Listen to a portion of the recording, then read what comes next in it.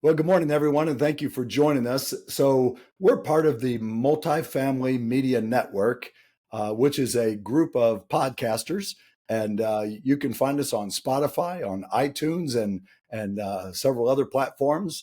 And my podcast in particular is Leading Your Culture with Bill Nye. I'm Bill Nye, I'm your host, and today we're going to have a really interesting conversation about transparency. So, today's podcast is called "Is Transparency a Real Thing?"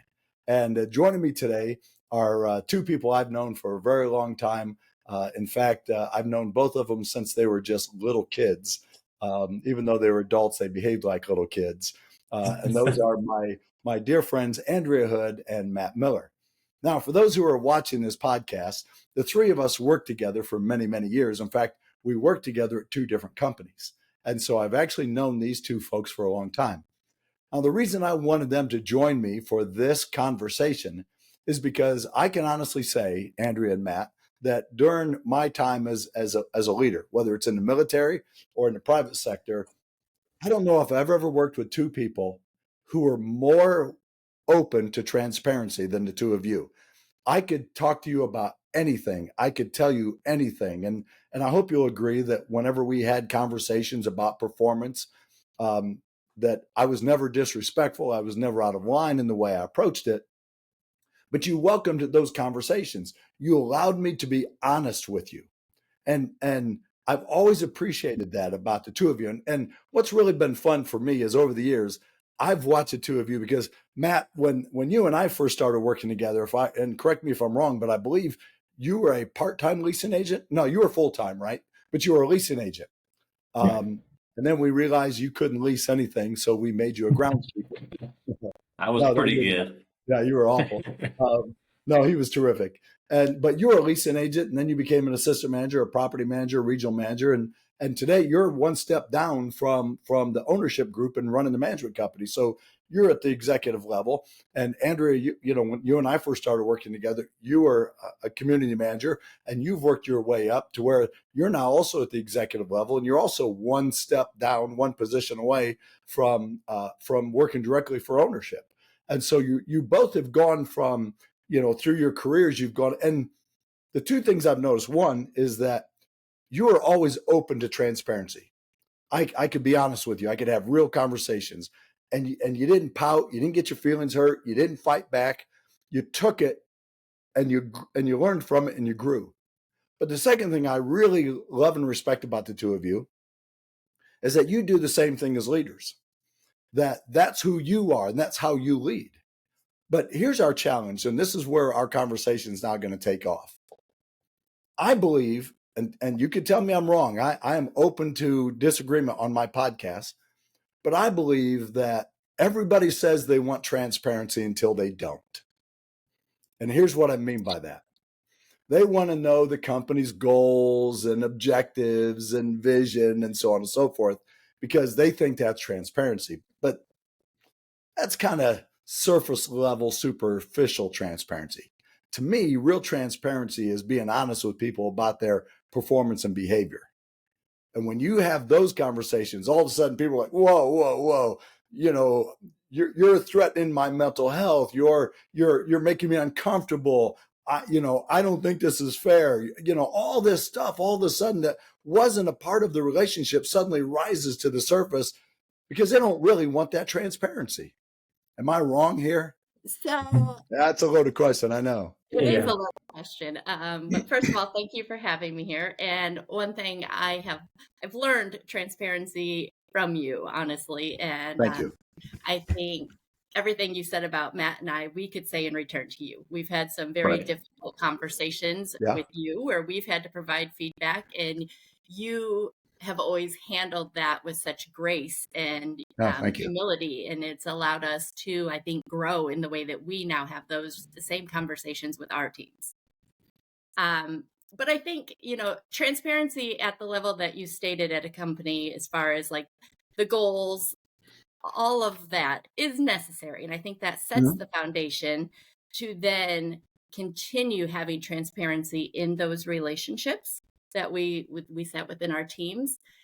And I do agree to an extent that nobody likes confrontation. Nobody wants to have those tough conversations, and people do get their feelings hurt rather easily sometimes, but I think it is Okay. our job as leaders to enter those conversations, being aware of what our teams are going through and keeping that in mind, but also not holding back from the truth and having the conversations as needed.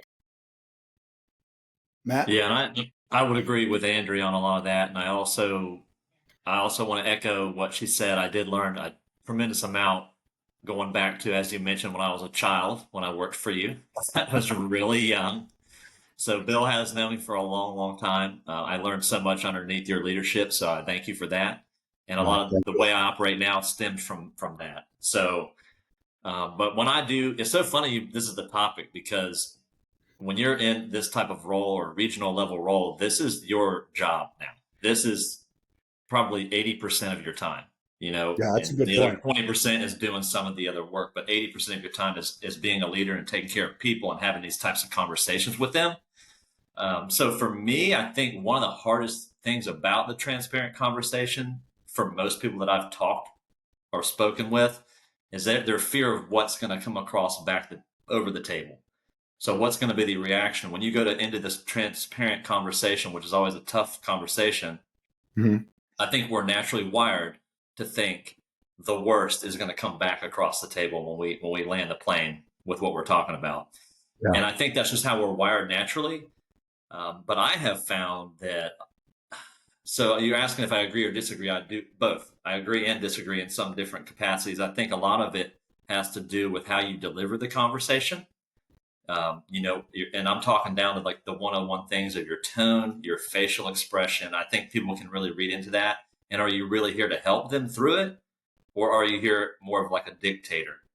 So for me, if you're going in and you're coming across as a dictator, like, hey, you're slapping someone on the wrist, you know, I need you to get better here. You're not doing good enough. It's not going to go as well as if you came in more of an empathetic approach as a leader should and say, hey, I'm here to help you.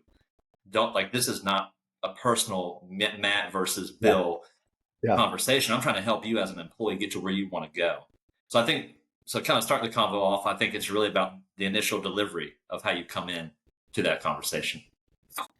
So, you know, as I kind of watch, because I'm the point now in my career where I'm not really having those conversations with folks like I used to, because I'm not as directly involved.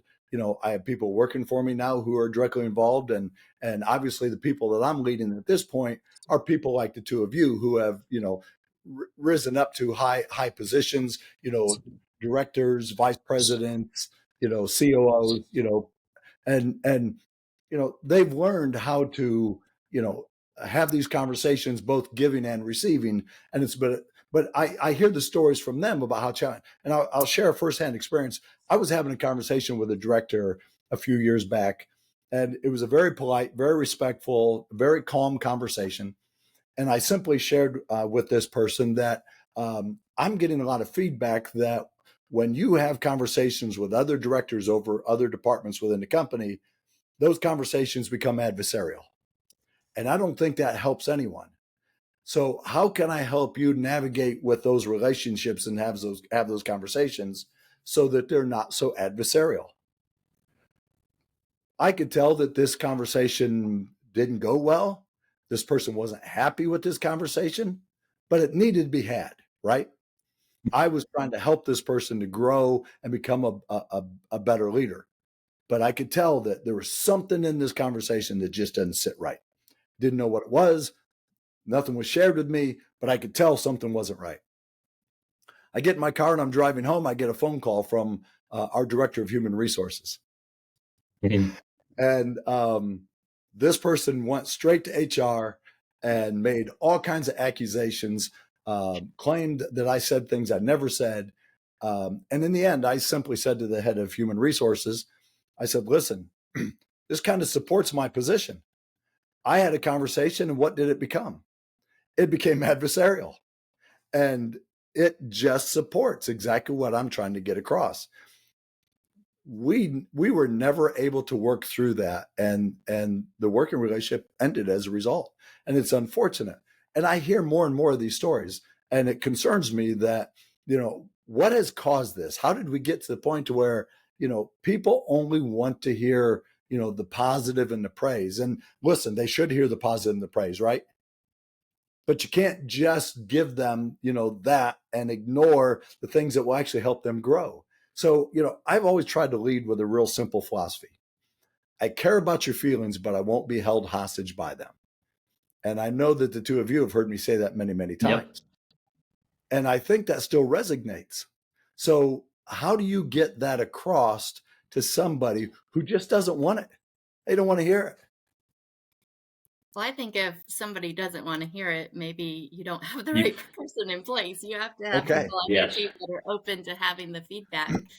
And I think that starts at such a basic level. For me, anytime I go into a new role or have a new team member, the most important thing for me is building that relationship and setting that foundation of trust. And I think once you have established that, then it makes having these conversations so much easier. And I hear the words tough conversation or difficult conversation, and I just have a hard time buying into that, because I feel like if we respect our teams and our goal is to help them grow, then we want to give them that feedback, and they know it's coming from a place of wanting to watch them continue to improve and grow in their role. And so I really think these don't have to be tough conversations. They're just regular conversations that you're having with someone that you care about and want the best for them.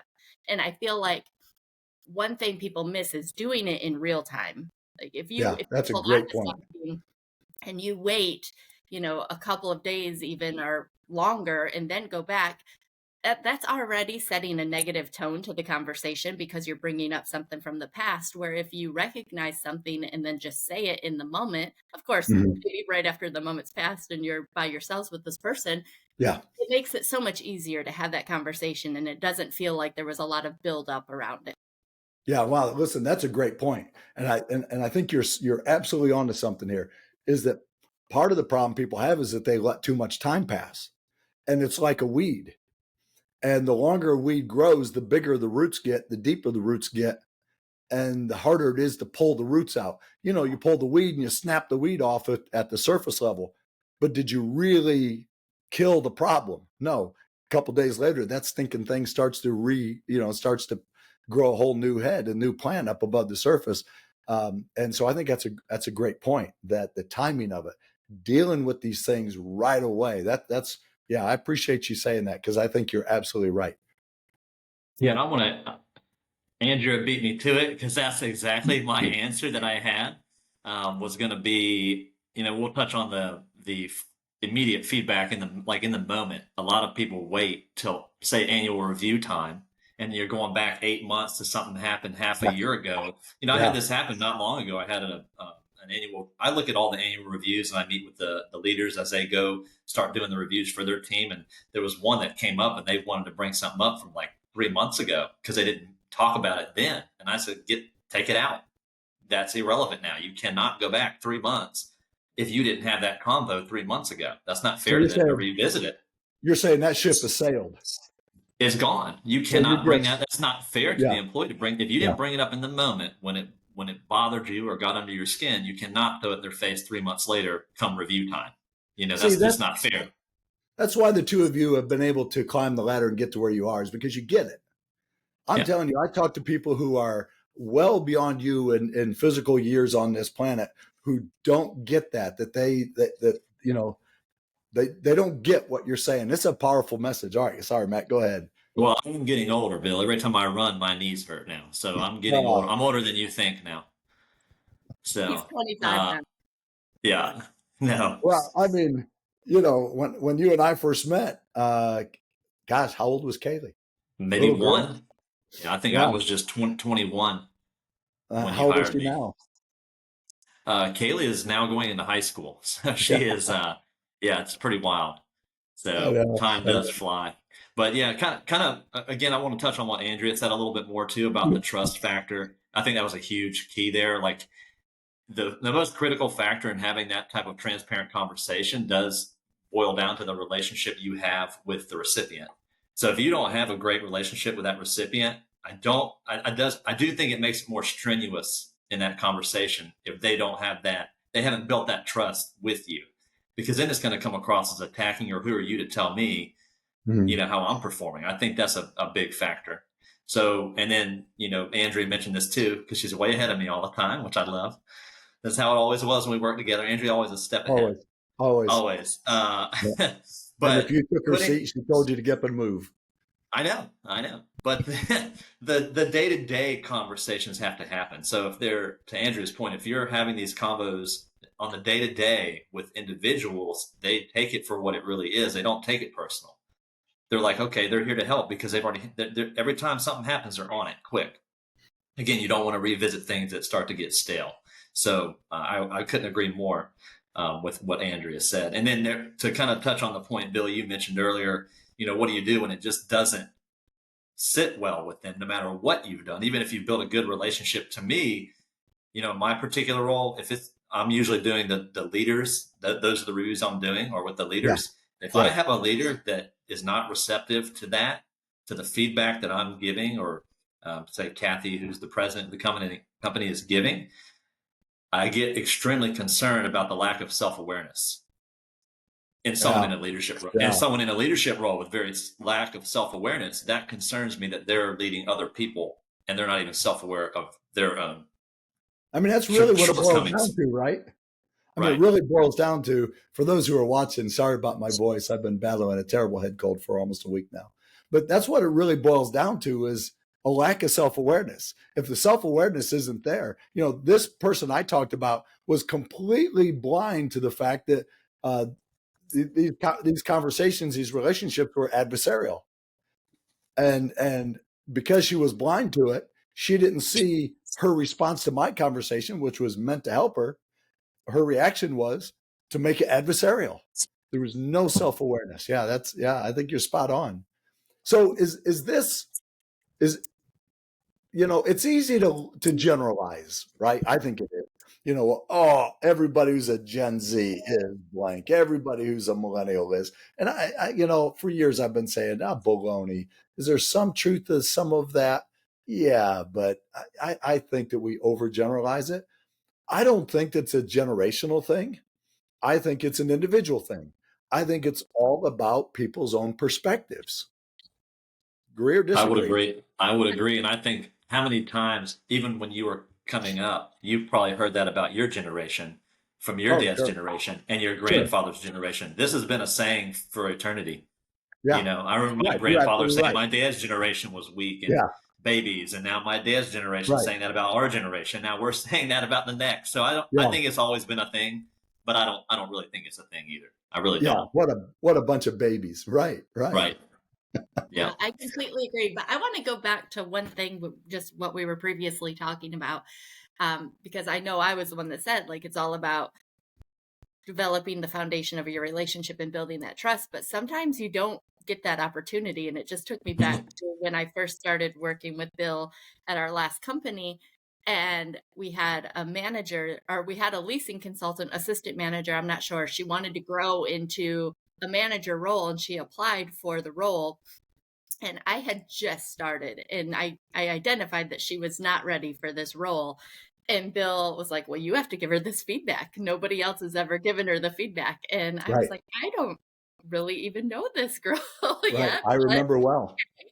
and so I sat down with her and explained all of the things that I had identified of why I didn't feel she was ready for the role.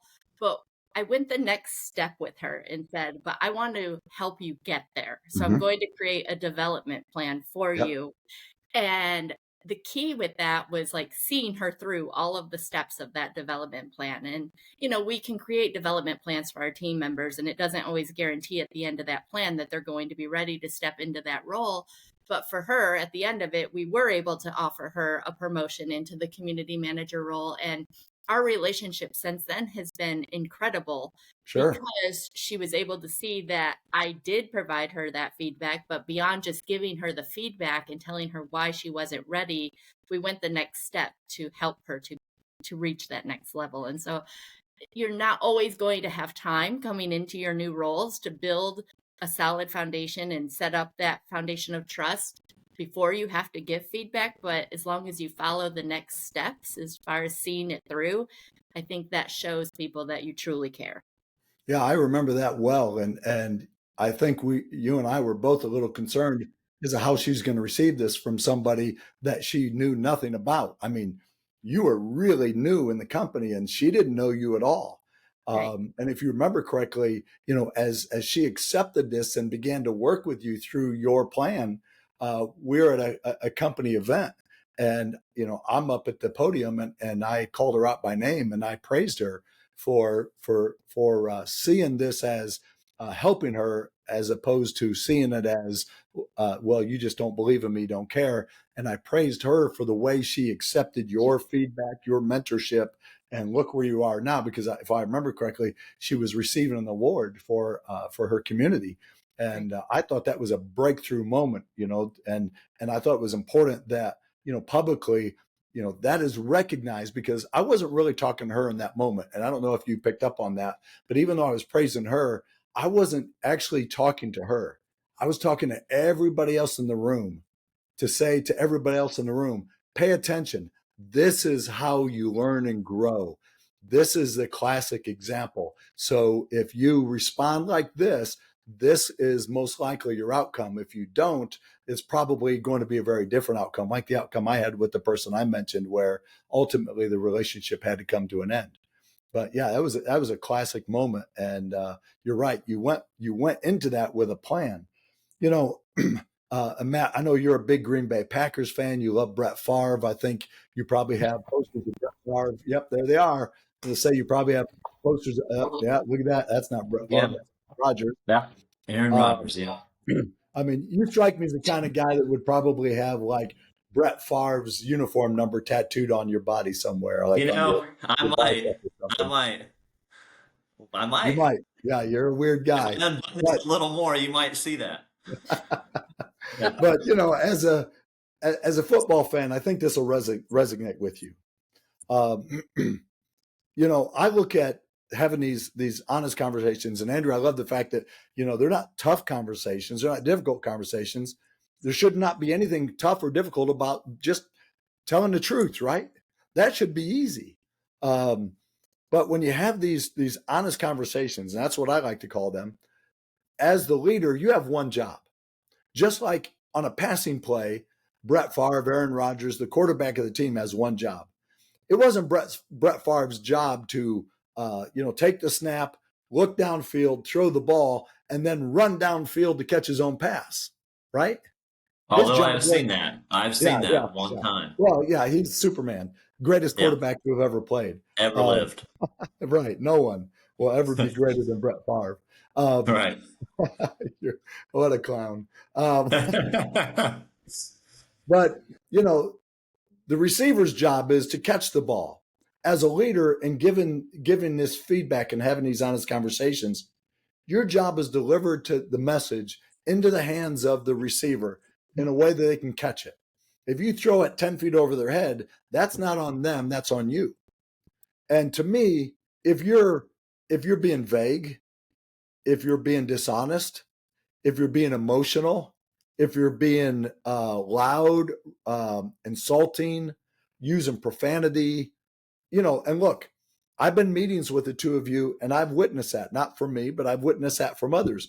And Matt, I mean, I don't mean to, open old wounds, but we sat in a meeting where I've never seen anybody get skewered like you did. And Yep. it got so out of control. It cascaded so out of control that I completely lost the room. And Yeah. and as a result of that day, Andrea, you'll remember I changed my concept and my practice going into all those meetings in the future. I went back to my military days, and I remembered in military briefings, the ranking officer never sat down. He always stayed at the front of the room, even when somebody else was speaking. And after that event, I said, I can never let that happen to anyone else ever again, because I cared about you. And what happened was completely inappropriate, and I just couldn't accept it. Going forward, every meeting, I never sat down. I stayed on my feet at the front of the meeting as to say, hey, I'm in charge. This is my meeting. And it changed the dynamic as I hoped that it would. But my point is, if you're yelling, cursing, threatening, or giving false information, or holding back relevant information, that's throwing the ball into the dirt. That's throwing the ball 10 feet over the receiver's head, right? But if Right. you hit them in the hands and they drop it, you did your job. They're the ones who didn't do their job. So that's kind of how I look at it. And I think that makes sense.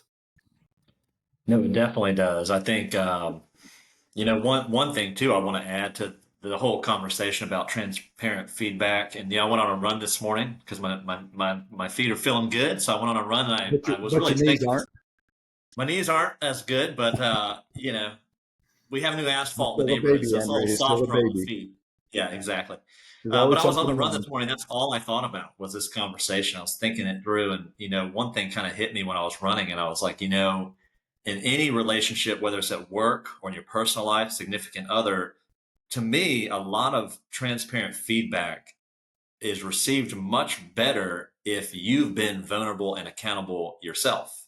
So I feel like, again, because it's 80% of my day, and as I kind of maneuver through this day in and day out, if you don't, if you guys know I'm weak in a particular area and I haven't been vulnerable or accountable for that, and then I come to tell you where you can improve, but you've not seen me take accountability for my weaknesses, who am I to tell you that?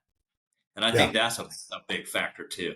And it just kind of hit me like a light bulb on the run. I was like, well, that's in a relationship as well. You've ever been in a disagreement, an argument with your significant other, that's kind of how it goes. If you're, well, I want you to work on this. Well, immediately then it turns back around. Well, I'd like to see you work on this because you haven't been accountable for that. So I think the same thing happens in work. So Yeah. again, Good point. showing that vulnerable, and the crazy part, and Bill, I know you can speak for hours to this, but a lot of leaders are never vulnerable, never, because they Mhm. let that title get to their head and they Yeah. don't want to show any weakness, thinking that's a bad thing.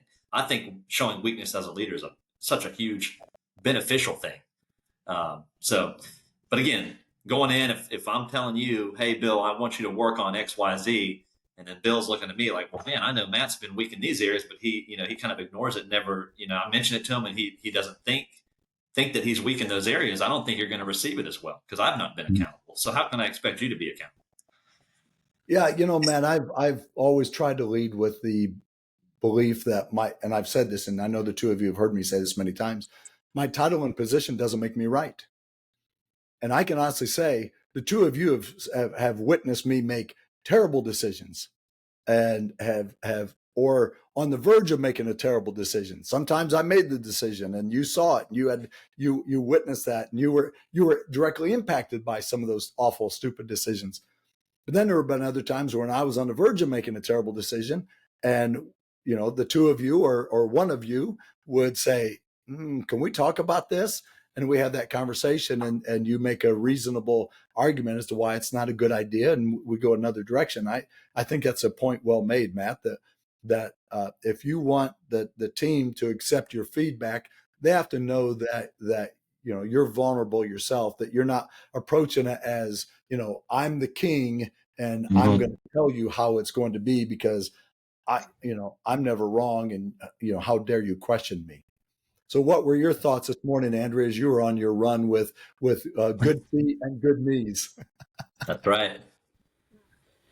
I was just thinking mostly about the process of having these conversations. I know that, I like to have them in the moment, but sometimes there's more to cover than just one incident that has come up. And so I think it's really important that when you're approaching having these conversations, that you're putting thought into your planning and I like to make bullet points of the things that I want to cover. So a conversation and think, oh man, I only covered 2 of my 4 bullet points. Hey, come on back. Let's finish this conversation. Not really the best approach.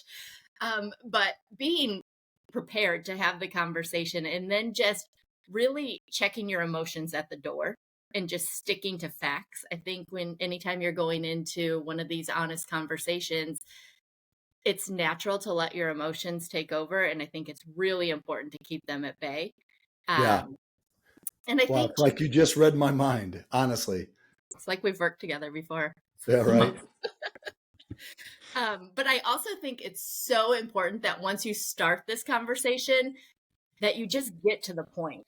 There's nothing worse than having an honest conversation with someone, or when they're having that honest conversation with you and they start and they're just kind of circling around it. And it's like, just land the plane. Like, Yeah. obviously, we're here for a reason. We're going to talk about something. So, sticking to the facts, getting to the point, and then being solution focused. There's no point of beating a dead horse when you're in these conversations. Like, say what you need to say, and then what is the way forward?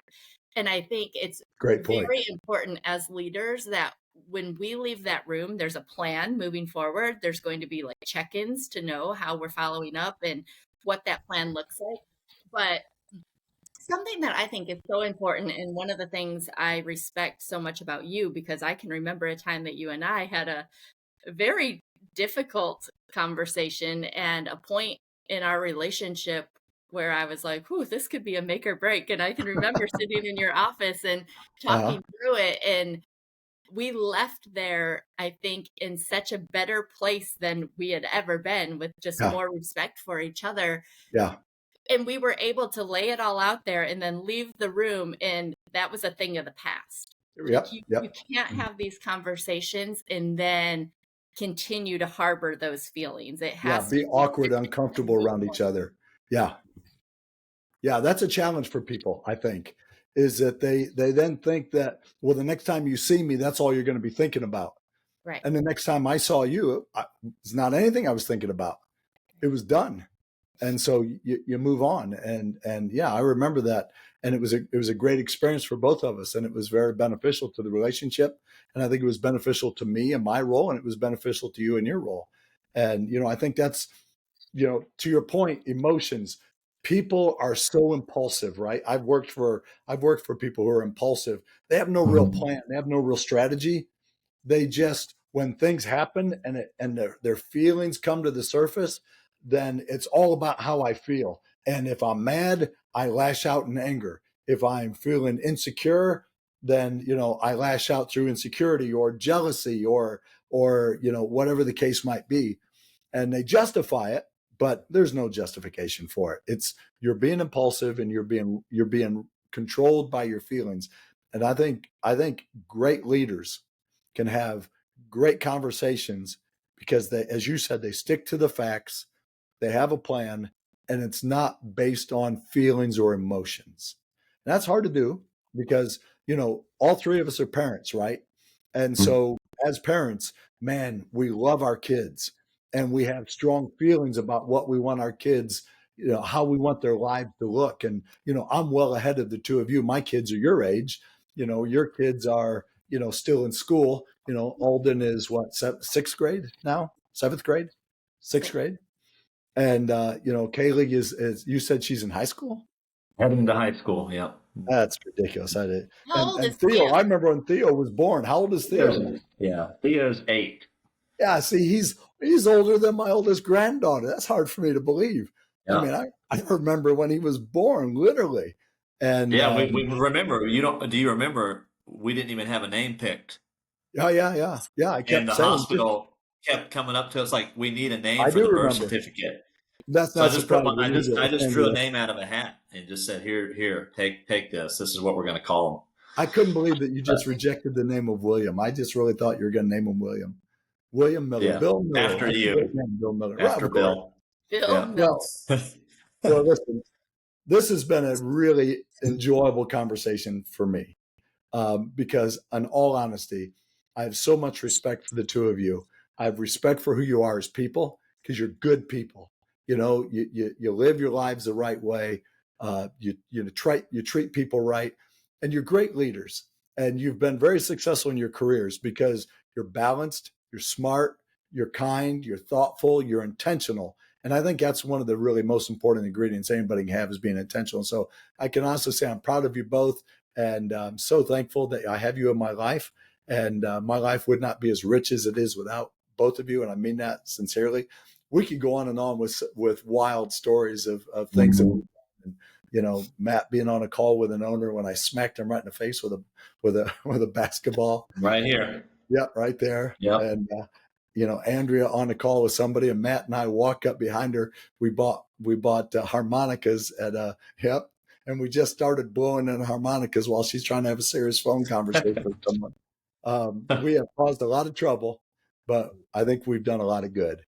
And so I want to thank you, the two of you, for joining. For our audience, thank you for joining, leading your culture with Bill Nye, and thank you for following the Multifamily Media Network, a network of, I think right now we have 10 podcasters. We're about to add a couple more, and so I want to thank everybody for that. We got big news coming out in the future, and so.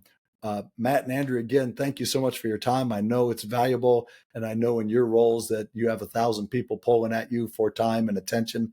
And so for taking the time to join me today and be a part of this podcast, I guarantee our listeners are going to say, wow, that was really good. I learned a lot from that. So thank you all both very much. I really appreciate it. Thank you.